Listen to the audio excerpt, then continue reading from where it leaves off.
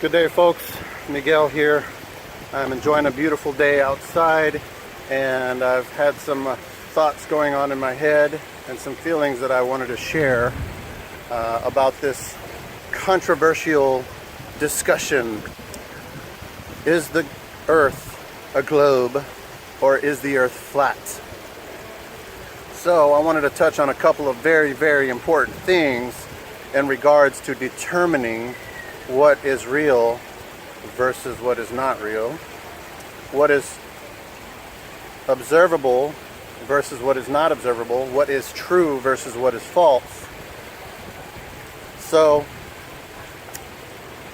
in regards to a debate, two opposing sides come together with their opposing arguments, and each side, whether it's the globe or the flat earth, offers their arguments to support their case.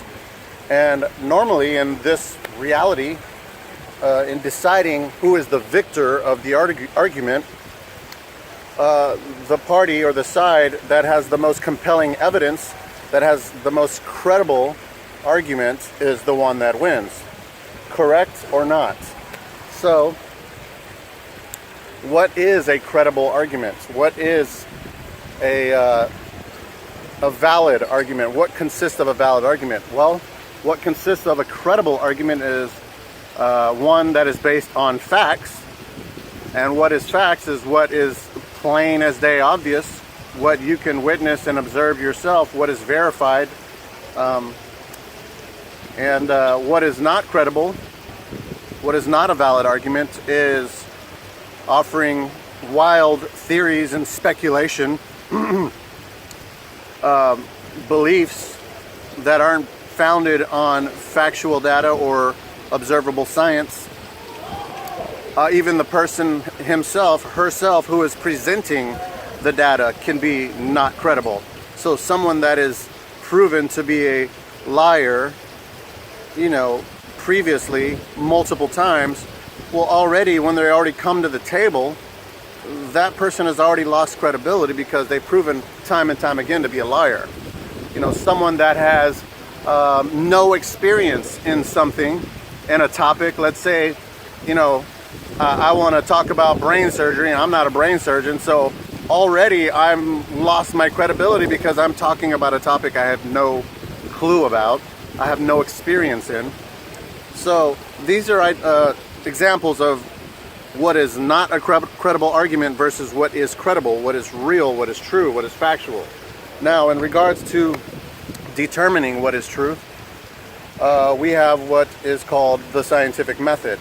And the scientific method is a great tool of deciphering this reality, what is true versus what is false, of gauging how things work, why things work, what things are. So in order to determine that, the shape of the earth is the big question, the big argument.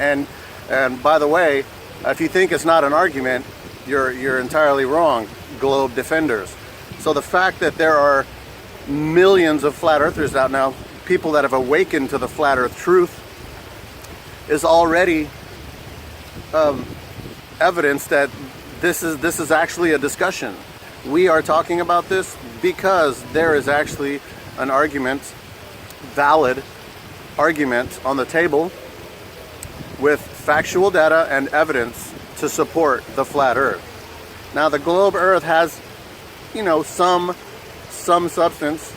There's certain things about it that do make sense. Obviously, they have engineered it that way, but make no mistake, not one person has come to the table in this whole argument with observable evidence of things like space, axial rotation of the earth, things like motion, 66.6 thousand miles per hour has not been proven. Neither has it been felt, neither has it been seen. Things like planets and stars being millions and trillions of miles away or light years away, no one has observed this. Things like gravity, no one has observed or measured or calculated this. What we have is numbers drawn on a piece of paper, on a chalkboard. What we have is hearsay. What we have is photo images, inauthentic photo images. So what we have is CGI renderings. Photoshop, GoPro fisheye lens. All of this is hearsay. All of this is manufactured evidence. It's not real evidence. Real evidence is what we can test, verify, demonstrate, all right, replicate, and observe with our own eyes and feel with our own sensory organs, right? So I'm sitting here now and I feel no motion of the earth, allegedly traveling at 66,000 miles per hour, allegedly hurling around the sun that is also simultaneously traveling at 450,000 miles per hour. Ridiculous, ludicrous speeds, and we don't feel a thing. So they obviously made up a theory of gravity to counter that, the conservation of momentum, right? We're inside a closed area, space, so that you don't feel that stuff, because you know, when you're in an airplane, you know, I can walk up and down the aisles and I don't spill my drink because I'm inside of an airplane, or I'm in my car, I don't feel the motion. Well, guess what? That car and that airplane has a barrier on top that separates you from the pressurized environment, from the non-pressurized environment, from the vacuum of space, from the atmosphere, the gaseous body. So even if the Earth was a globe, you'd have to have a firmament barrier of some sort to demonstrate the difference between a non-pressurized atmosphere and a pressurized atmosphere, right? When you're looking at a tire, there's a pressurized versus a non-pressurized on the outside. So something has got to separate those two. So this is what I'm talking about observable evidence. So I want to bring your attention here to this situation we have here, which is a water fountain. We've got us a globe and we got us a flat plane. So water is my number one go-to evidence for my argument. Remember, we're in an argument here, so it is you versus me. It is your theories, theoretical jargon, versus observable evidence. So water, let's go over some facts about water. Water seeks to find its level in no matter what container it rests inside of. However, water also takes the form of whatever container either it's inside of or the form of whatever shape it's going over the top of. So here we have a globe, and water is forming to the shape of the globe because it is in motion. So the difference between the water leveling off flat in a standing water situation and a vessel where it's being held, the water levels off flat here. And on top of the globe, the water has to be in motion for that to happen. So the water isn't standing water. It's not standing there in this position. Let's just say this is the, you know, the Gulf of Mexico right here, or the Atlantic Ocean, you know, right here. The water isn't on this example, is not just sitting there.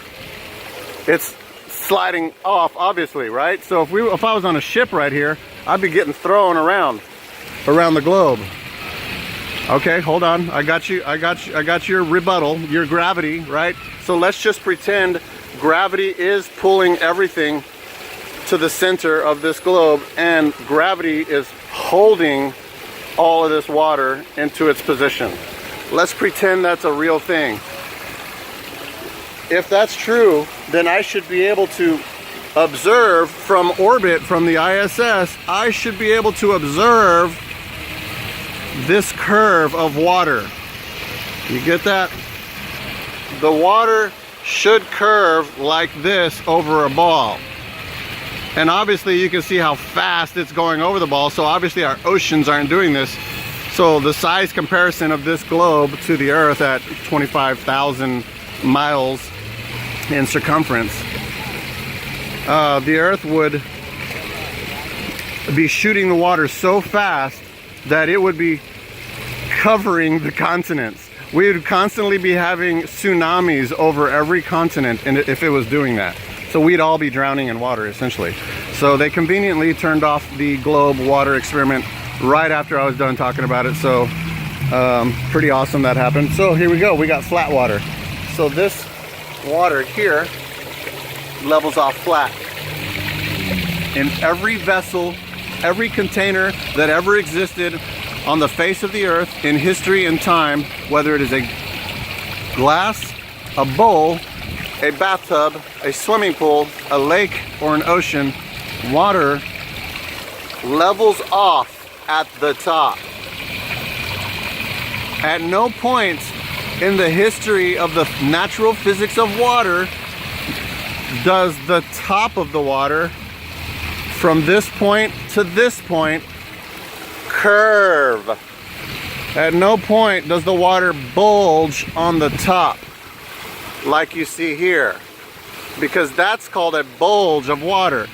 You've got a vessel container holding this water in like so. Even if it was a globe, you'd have like a deep trench or a valley holding this water in. The water would still have to level off flat from there to there. So regardless if your gravity theory is pulling it all in, you'd still have to observe a curve like that, and you don't do that. So laser experiments disprove the globe. This water alone disproves the globe.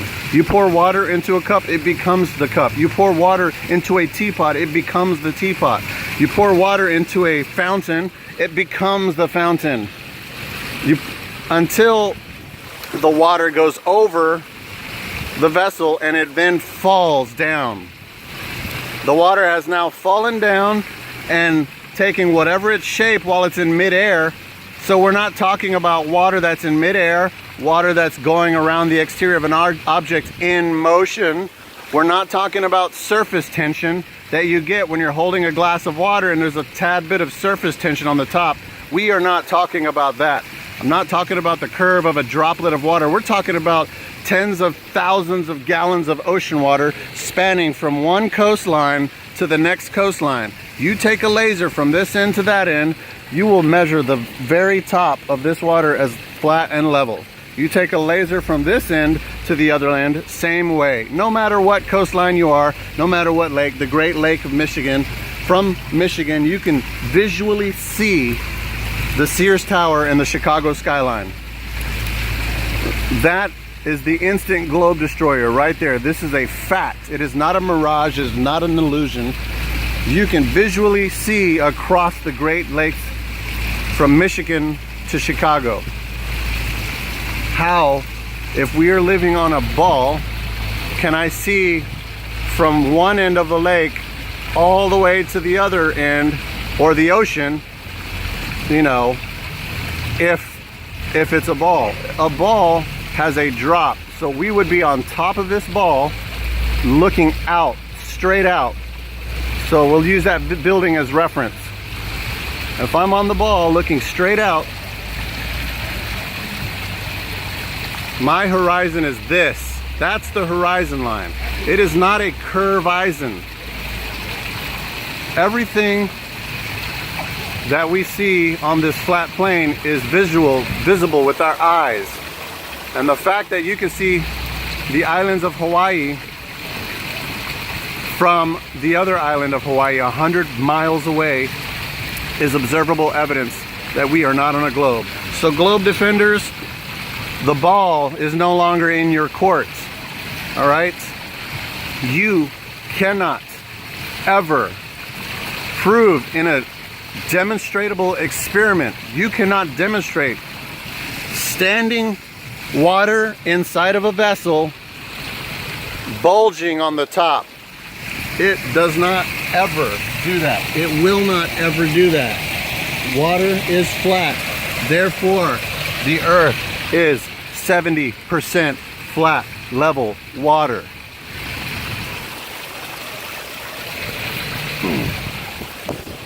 You've officially been debunked, globe gobblers. The argument is over. Your argument is invalid because you have no observable evidence. Thank you for tuning in.